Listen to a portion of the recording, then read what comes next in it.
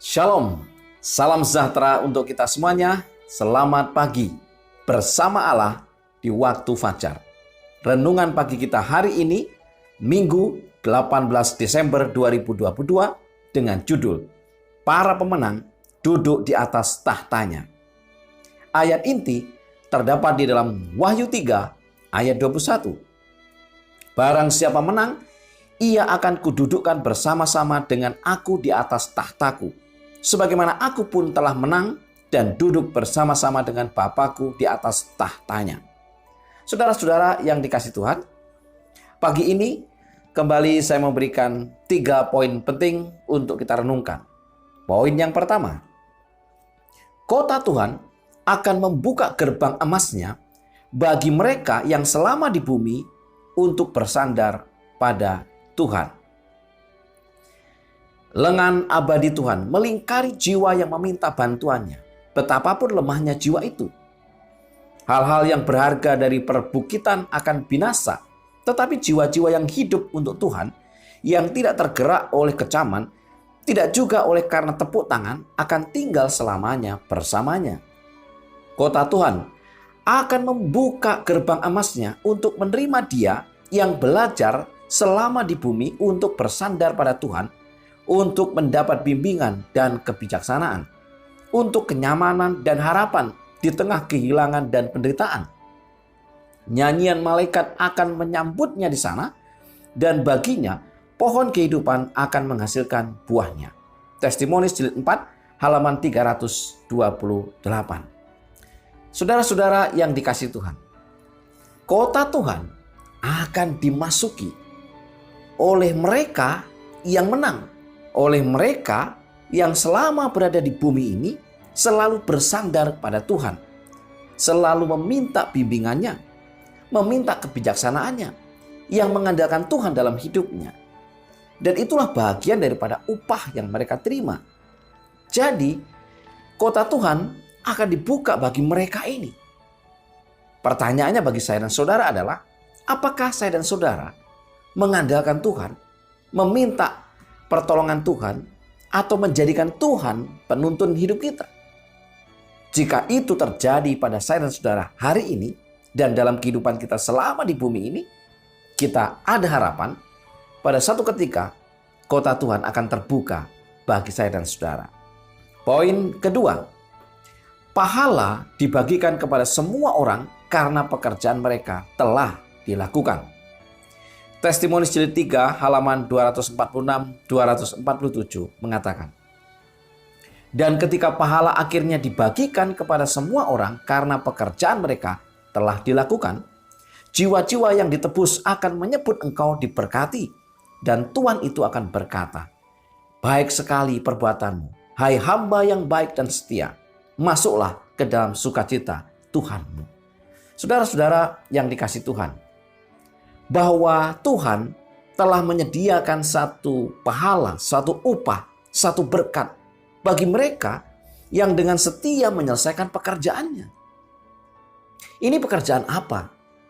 Ini adalah pekerjaan bagaimana kita menang dalam kehidupan ini. Ini adalah pekerjaan bagaimana kita memerankan tugas dan tujuan kita selama di dunia, yaitu menjadi rekan kerja daripada Allah, menjadi agen-agen kebenaran. Ini adalah pekerjaan yang sangat penting, pekerjaan memenangkan jiwa-jiwa. Dan bagi mereka yang telah menyelesaikan akan pekerjaannya dan menang, maka pahala akan diterimanya. Di poin yang ketiga, orang-orang suci diubahkan, diangkat bersama-sama dengan Yesus, kemudian masuk ke kota kudus dan bersama Yesus duduk penghakiman. Alfa dan Omega jilid 8 halaman 698. Mereka akan menjadi imam-imam Allah dan Kristus dan akan memerintah bersama-sama dengan Dia 1000 tahun lamanya. Dengan bersekutu bersama Kristus, mereka menghakimi orang-orang fasik, membandingkan tindakan-tindakan atau perbuatan-perbuatan mereka dengan buku peraturan Alkitab, dan memutuskan setiap kasus sesuai dengan perbuatan-perbuatan yang telah dilakukan oleh seseorang. Kemudian Di dalam tulisan-tulisan permulaan halaman 99 lebih lanjut dikatakan, sesudah orang-orang suci diubahkan kepada keadaan yang tidak akan binasa dan diangkat bersama-sama dengan Yesus, setelah mereka menerima kecapi mereka, jubah mereka, dan mahkota mereka, serta masuk ke kota itu, barulah Yesus dan orang-orang suci itu duduk dalam penghakiman. Saudara-saudara yang dikasihi Tuhan, pada akhirnya orang-orang suci, orang-orang yang menang akan diubahkan, akan mendapatkan jubah kebenaran mereka, akan mendapatkan mahkota mereka, dan duduk bersama dengan Yesus di dalam penghakiman. Duduk dalam penghakiman yang maksudnya adalah umat-umat Tuhan bersama dengan Yesus turut mengambil bagian dalam penghakiman kepada mereka yang selama hidupnya ini tidak mengandalkan Tuhan. Jadi kita akan turut dalam penghakiman ini.